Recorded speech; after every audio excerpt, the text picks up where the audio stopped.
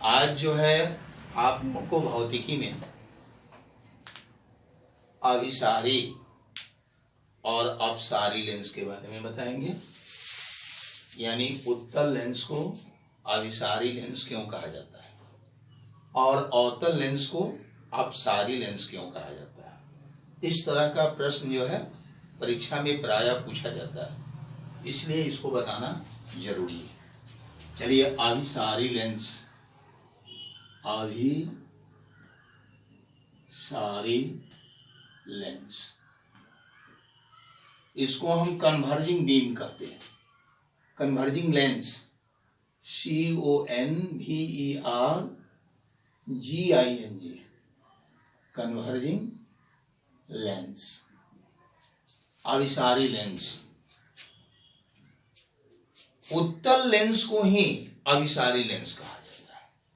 ऐसा क्यों? तो उत्तल लेंस से होकर जाने वाली प्रकाश की जितनी किरणें वह मुख्य अक्ष के किसी बिंदु पर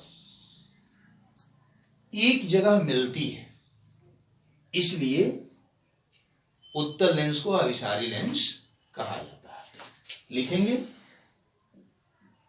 उत्तल लेंस से होकर जाने वाली प्रकाश की किरणें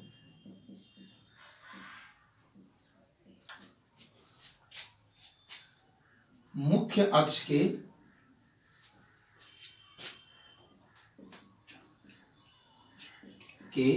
किसी बिंदु पर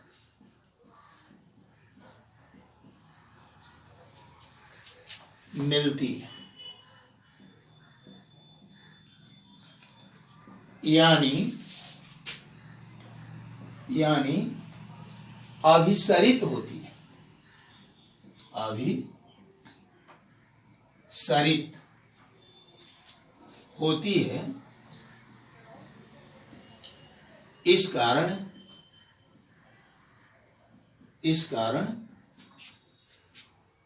उत्तल लेंस को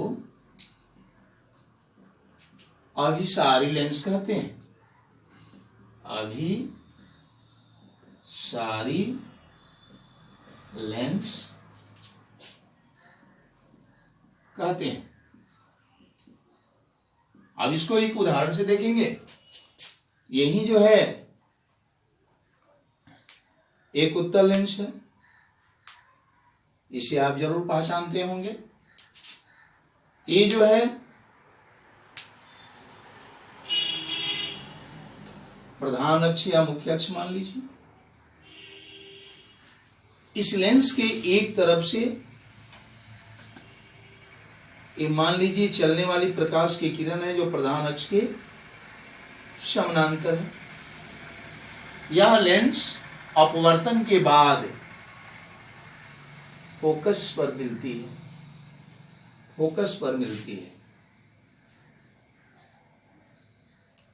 F2 पर मिलती है, इसलिए इसको अभिसरित कहा जाता है। एक किरणें जो है लेंस से निकलने के बाद अभिसरित हो रही है, इसलिए इस उत्तल लेंस को अभिसारी लेंस भी कहा जाता है। अगर ऐसा पूछा जाए तो आपका जवाब यही होगा, उत्तल लेंस को अभिसारी लेंस क्यों कहते हैं, तो उसका जवाब यही होगा। चलिए अब देखते हैं अवतल लेंस को। उसको अपसारी लेंस कहा जाता है। अवतल लेंस को अपसारी लेंस क्यों कहा जाता है? अपसारी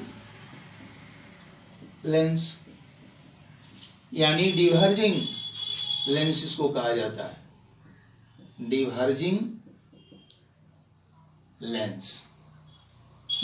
लेंस इसको क्यों कहा जाता है, तो इस पर हम विचार करेंगे, इस पर हम ध्यान देंगे।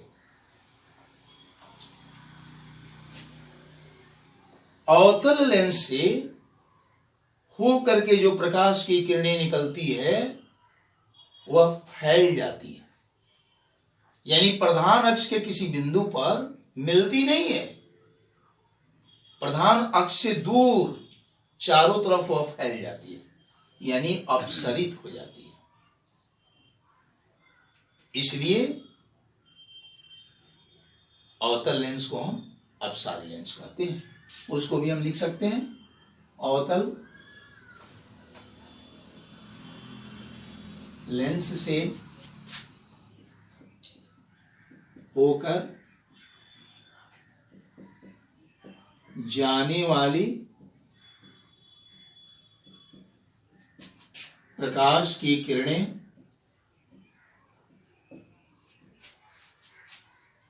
चारों तरफ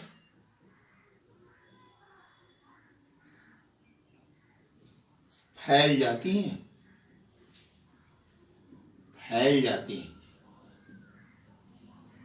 यानी अपसरित हो जाती है, यानी अपसरित हो जाती है। इस कारण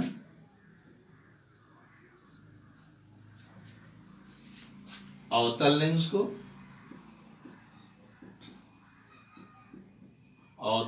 को अपसारी लेंस कहते हैं, अपसारी लेंस कहते हैं।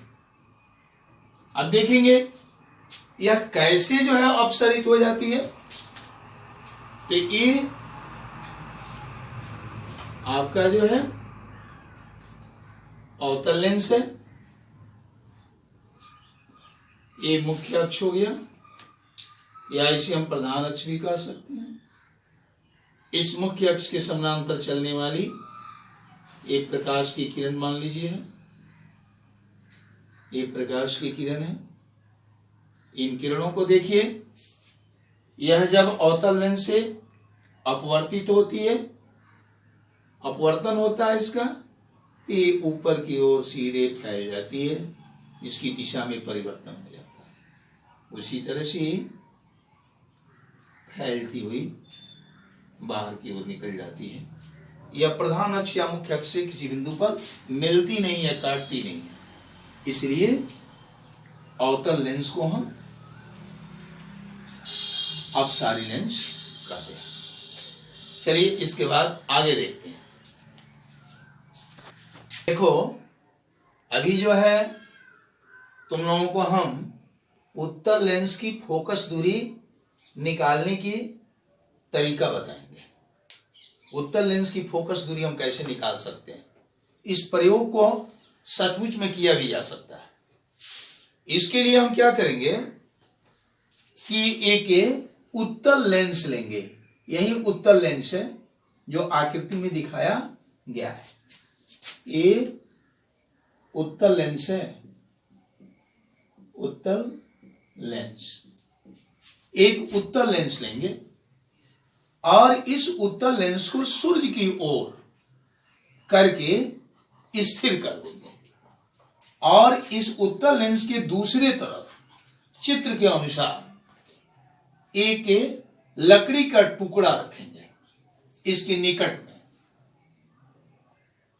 और धीरे धीरे इस लकड़ी के टुकड़े को हम उत्तल लेंस से दूर करेंगे, धीरे धीरे बढ़ाएंगे इन दोनों के बीच की दूरी को।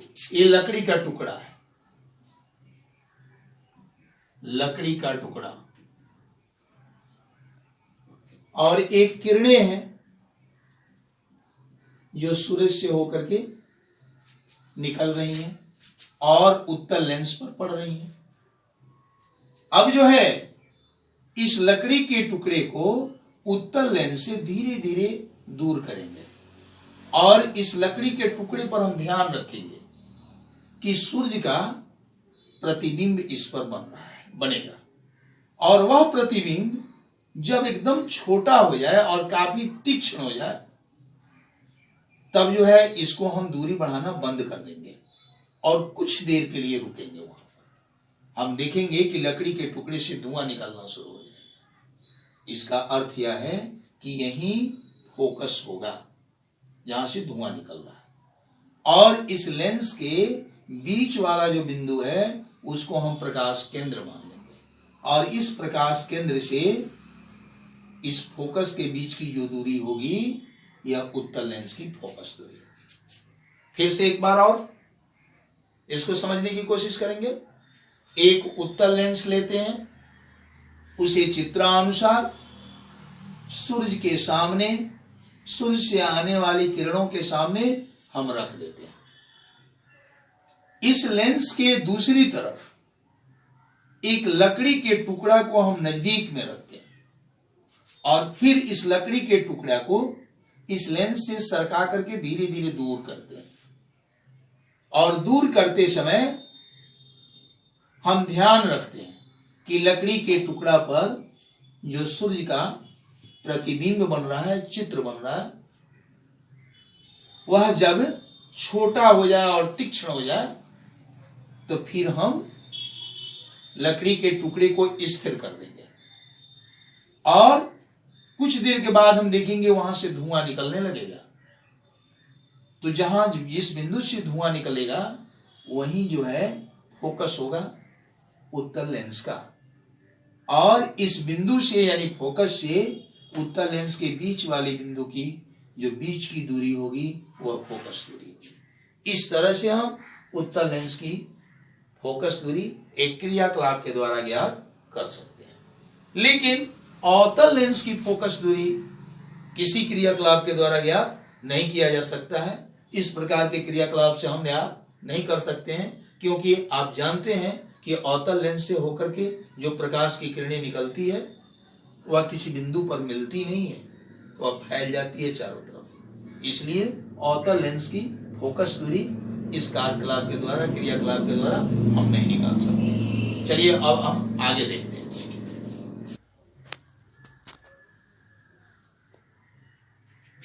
के लिए किरण आरेखों की बनावट अब हम आप लोगों को बताएंगे, इसकी आवश्यकता क्यों है। लेंसों के लिए अगर किरण आरेखों की बनावट हम समझ लेते हैं तो किसी भी लेंस में, उत्तल लेंस हो या अवतल लेंस हो, उसमें हम वस्तु को कहां रखेंगे तो उसका प्रतिबिंब कैसा होगा, उसकी प्रकृति क्या होगी, यह सब चीज हम जान सकते हैं और उसका आरेख भी खींच सकते हैं।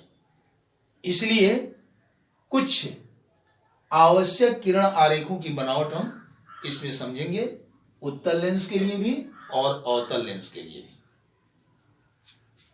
प्रकाश की किरण एक नंबर में हम समझेंगे। प्रकाश की किरण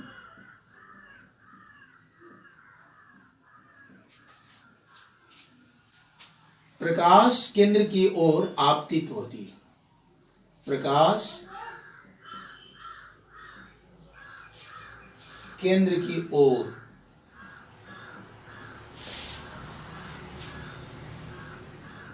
आपतित होती है। तो वैसे स्थिति में किरण का आरेख हम कैसे खींच सकते हैं। प्रकाश की किरण प्रकाश केंद्र की ओर आपतित होती। प्रकाश की किरण किसी लेंस के प्रकाश केंद्र की ओर या प्रकाश केंद्र की दिशा में आपतित होती है। प्रकाश केंद्र की दिशा यहां लिख दें तो और अच्छा रहेगा। प्रकाश केंद्र की दिशा में अगर आपतित होती है तो वह कैसी निर्गत होती है, इसके लिए पहले हम समझेंगे।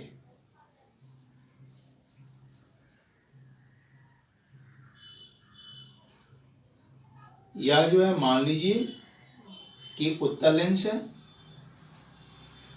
इसका यह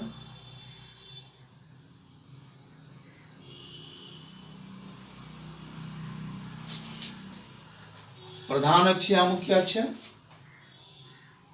इसका ये प्रकाश केंद्र है।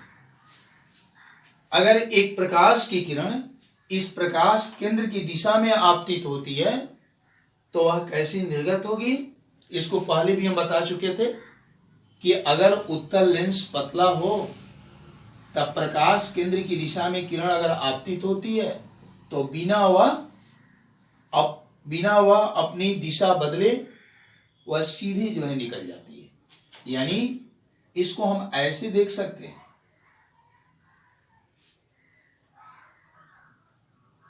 मान लीजिए यही प्रकाश की किरण है जो प्रकाश केंद्र की दिशा में आपतित होती है, तो यह बिना दिशा बदले अपना सीधे जो है निकल जाती है।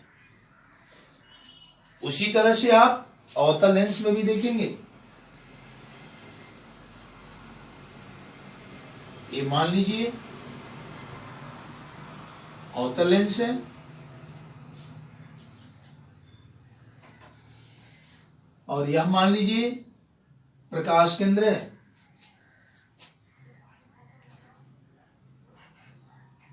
इस प्रकाश केंद्र से होकर ये जाने वाली प्रकाश की ये प्रधान अक्ष है या मुख्य अक्ष मान लीजिए, ये अवतल लेंस हो गया और ये प्रधान अक्ष हो गया और ये प्रकाश केंद्र हो गया।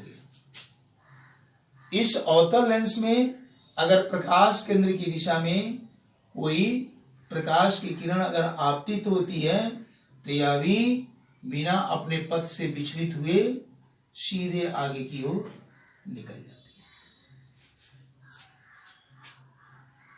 चलिए इसके बाद दूसरे नंबर में हम देखते हैं मुख्य अक्ष के समानांतर चलने वाली प्रकाश की किरण। मुख्य अक्ष के समानांतर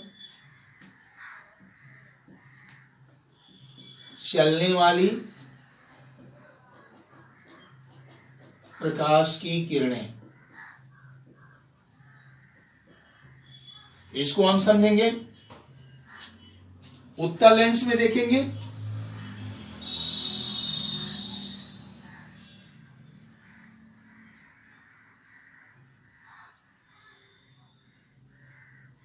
ये मुख्य अक्ष है, एक प्रकाश केंद्र है। इस उत्तल लेंस में मुख्य अक्ष के समानांतर अगर कोई प्रकाश की किरण आती है, इस लेंस पर पड़ती है, तो निर्गत होने के बाद एक फोकस से होकर के गुजरती है, यानी F2 से निकलती हुई प्रतीत होती है। फोकस से निकलती है, फोकस से होकर के गुजरती है। अवतल लेंस में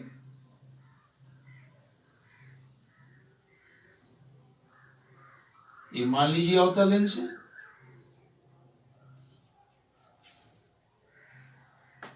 ये प्रधान अक्ष या मुख्य अक्ष है, ये प्रकाश केंद्र O है। इस अवतल लेंस में अगर मुख्य अक्ष के समानांतर चलने वाली प्रकाश की किरण निर्गत होती है तो यह ऊपर की ओर फैल जाती है, ऊपर की ओर निकल जाती है, यह मुख्य अक्ष को नहीं काटती। इसको हम पीछे की ओर बढ़ाते हैं तो यह लगता है कि मुख्य अक्ष के F1 बिंदु से यानी फोकस से निकल रही है, फोकस से होकर के आ रही है यह किरण, ऐसा लगता है। आप चलिए तीसरा आरेख को हम दर्शा रहे हैं। तीसरा क्या है, तो फोकस से होकर जाने वाली प्रकाश की किरण, फोकस से होकर जाने वाली प्रकाश की किरण का आरेख कैसा होता है? क्या होगा? फोकस की दिशा में जाने वाली प्रकाश की किरण, अब देखिए एक उत्तल लेंस, मान लीजिए कि यह उत्तल लेंस है, एक प्रधान अक्ष या मुख्य अक्ष हो गया, एक प्रकाश केंद्र हो गया। ये मान लीजिए कि इसका प्रथम फोकस हुआ। इस फोकस से होकर के कोई प्रकाश की किरण, फोकस की दिशा में कोई प्रकाश की किरण जो है आपतित होती है। एक फोकस की दिशा में आपतित होती है, यानी लेंस पर पड़ती है, उत्तल लेंस पर, तो अपवर्तन के बाद यह मुख्य अक्ष के समानांतर हो जाती है प्रकाश की किरण। और अवतल लेंस में जरा देखेंगे,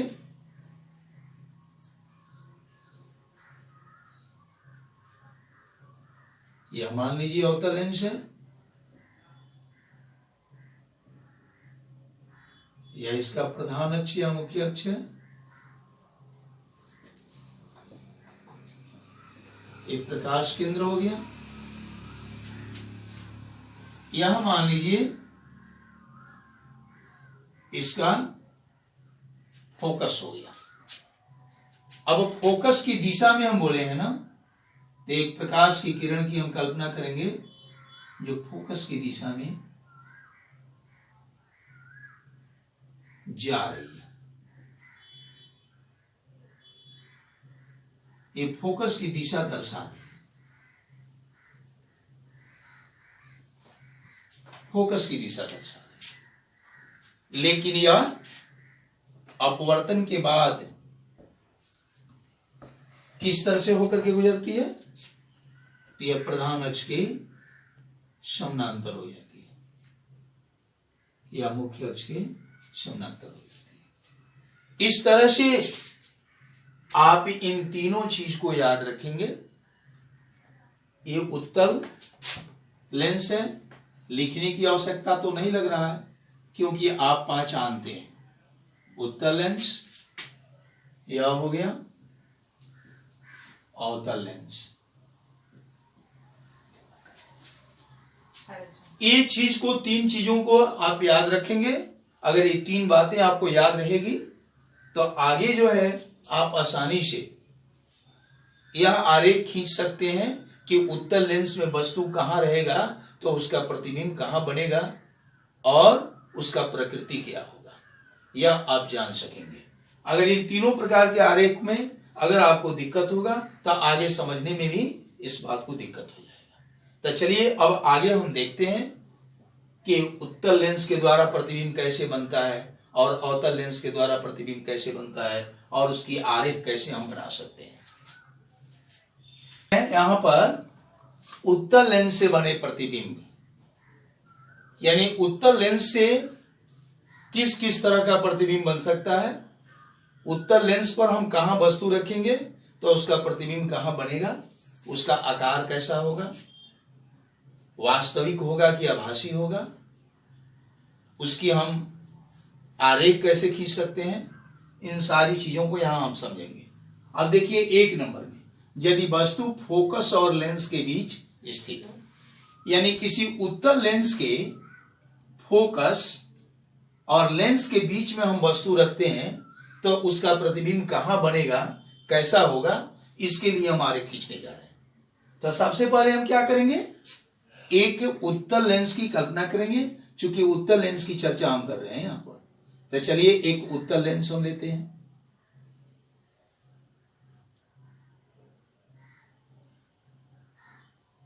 मान लीजिए कि यही उत्तल लेंस है। अब इसमें एक प्रधान अक्ष होगा, तो चलिए एक प्रधान अक्ष हम इसमें खींचते हैं या मुख्य अक्ष खींचते हैं।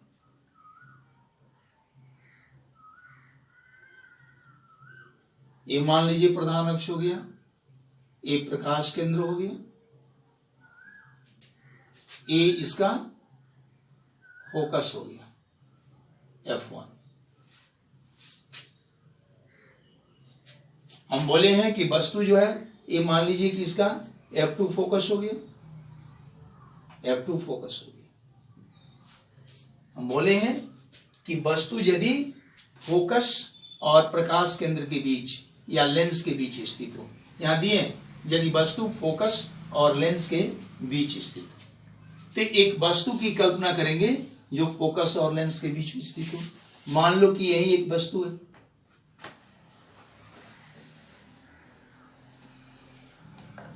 यही वस्तु है, इसका नाम कुछ रख दीजिए, मान लीजिए कि ए भी एक वस्तु है।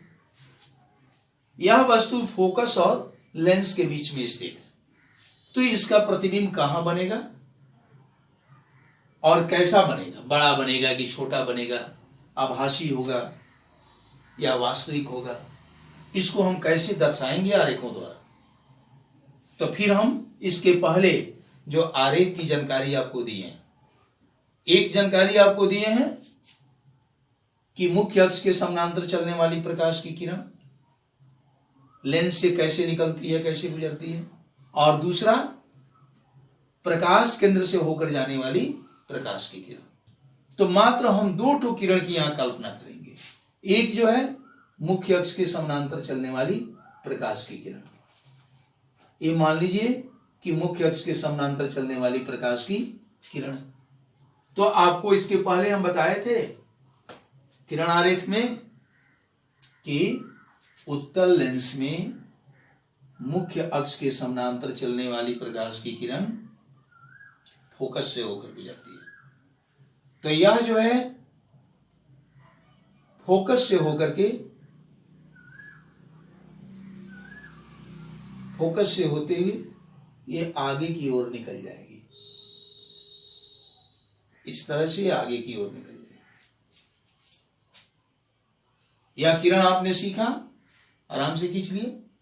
अब एक दूसरी किरण की हम कल्पना करेंगे जो प्रकाश केंद्र से होकर जाती है। तो इस तरह की किरण को हम देखेंगे, जो प्रकाश केंद्र से होकर के किरण निकलेगी। वह तो आपको जानकारी है, वह बिना विचलित हुए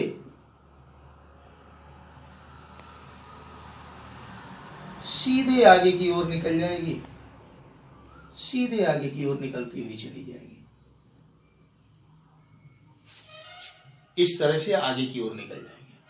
अब देखिए, ये दोनों किरण क्या आगे एक दूसरे को काट सकती है? नहीं काट सकती है। तो स्पष्ट है, जब दोनों किरणें आपस में एक दूसरे को अगर काटती, वास्तव में काटती, तो वास्तविक प्रतिबिंब बनता। लेकिन ऐसा हो नहीं रहा है, इसलिए इन दोनों किरणों को हम पीछे की ओर बढ़ाएंगे।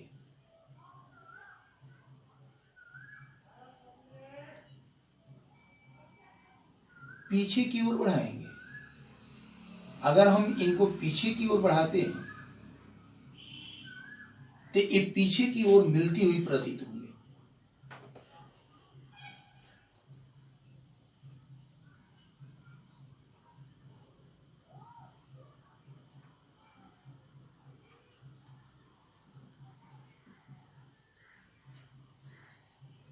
एक किरणें जो है पीछे की ओर इस बिंदु से लगेगी कि निकल रही है।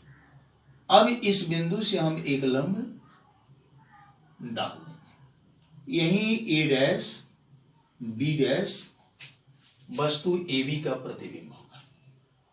और यह जो है उत्तल लेंस से निकलने वाली जो किरण है उसके वास्तविक कटान से नहीं बन रहा है। ऐसा लग रहा है कि ये दोनों किरणें ए डैश से निकल रही है, इसलिए यह प्रतिबिंब जो है आभासी होगा, यानी काल्पनिक होगा।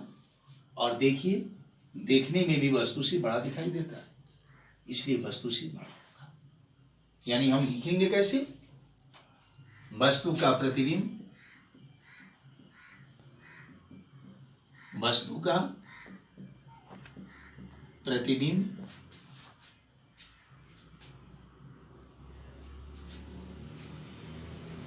वस्तु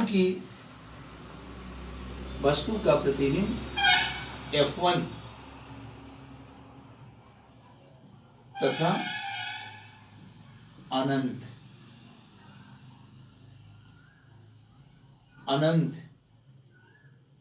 के बीच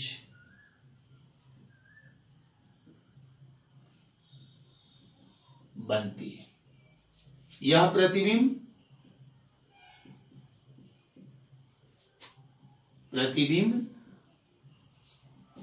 काल्पनिक तथा वस्तु से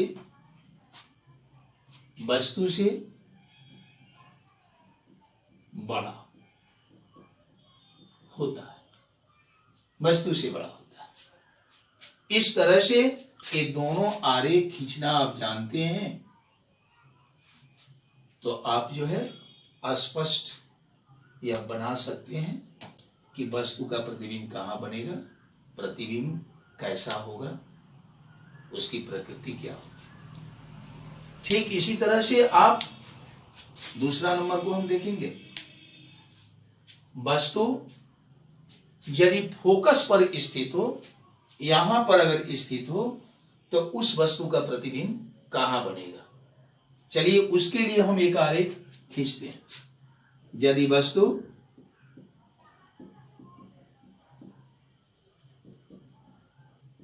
फोकस पर स्थित तो वस्तु का प्रतिबिंब कहां बनेगा, कैसा बनेगा, उसकी प्रकृति क्या होगा, इस पर हम विचार करते हैं। तो देखिए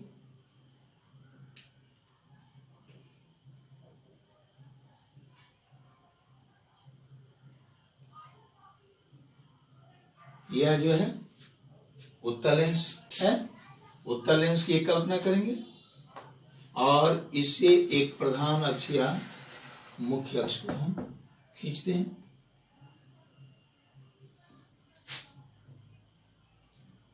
ये मान लीजिए प्रकाश केंद्र है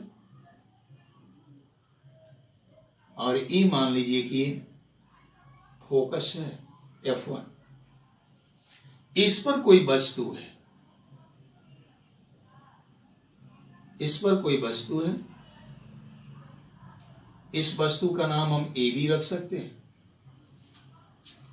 इस वस्तु का प्रतिबिंब कहां बनेगा, उसका प्रकृति क्या होगा, आभासी होगा कि वास्तविक होगा, वस्तु से छोटा होगा या बड़ा होगा, यह जानने के लिए हम क्या करेंगे। तो जिस तरह से इसमें दो ठो किरण का आरेख खींचे हम, उसी तरह से यही दो किरण के आरेख यहां पर भी हम लेंगे। एक वस्तु से निकल करके मुख्य अक्ष के समानांतर चलने वाली प्रकाश की किरण होगी, जो मान लीजिए कि यह किरण है जो मुख्य अक्ष के समानांतर चलती है। तो यह जो है निकलने के बाद आप जानते हैं कि फोकस से होकर के ये गुजरती है।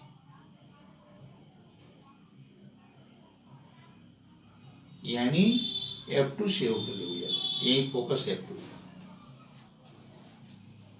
और एक दूसरे प्रकाश की किरण की कल्पना करेंगे जो प्रकाश केंद्र की दिशा में आपतित होती है। इससे मान लीजिए कि एक और प्रकाश की किरण निकल रही है।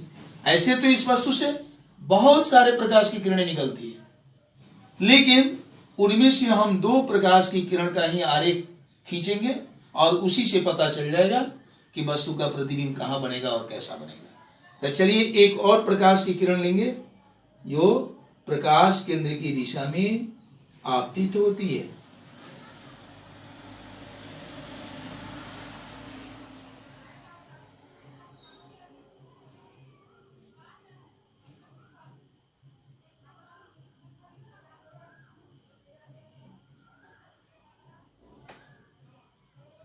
प्रकाश केंद्र की दिशा में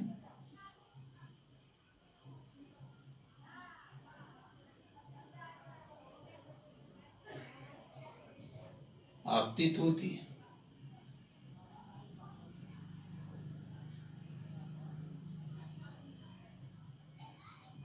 अब देखिए एक प्रकाश की किरण जो है, ये प्रकाश की किरण प्रकाश केंद्र से निकलने के बाद ये ऊपर वाली जो किरण निकल रही है उसके समानांतर हो जाती है। तो ऐसे वैज्ञानिक लोगों की मानना है, भौतिक वैज्ञानिक लोगों का यह मानना है कि ये प्रकाश की किरणें अनंत पर मिलती है और यह वस्तु से बहुत बड़ा होती है और ये वस्तु से उल्टा प्रतिबिंब बनता है, यानी वास्तविक होता है। वास्तविक प्रतिबिंब उल्टा होता है, इसके पहले आपको समझाए थे।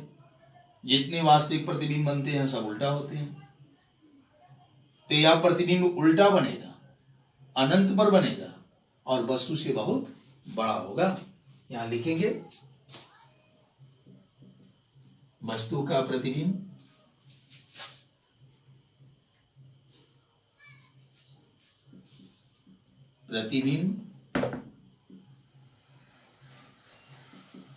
वास्तविक उल्टा तथा वस्तु से बहुत बड़ा होता है। वस्तु का प्रतिबिंब वास्तविक उल्टा तथा वस्तु से बहुत बड़ा होता है। यह प्रतिबिंब अनंत पर बनता है। यह प्रतिबिंब कहां बनता है? तो अनंत पर बनता है, अनंत पर बनता है। इस प्रकार से हम यह जान गए कि वस्तु फोकस पर स्थित हो तो उसका प्रतिबिंब कैसे बनेगा। अब इसके बाद हम जानेंगे कि वस्तु अगर F1 और F2 के बीच स्थित हो तब उसका प्रतिबिंब कहां बनेगा। चलिए आगे हम देखते हैं।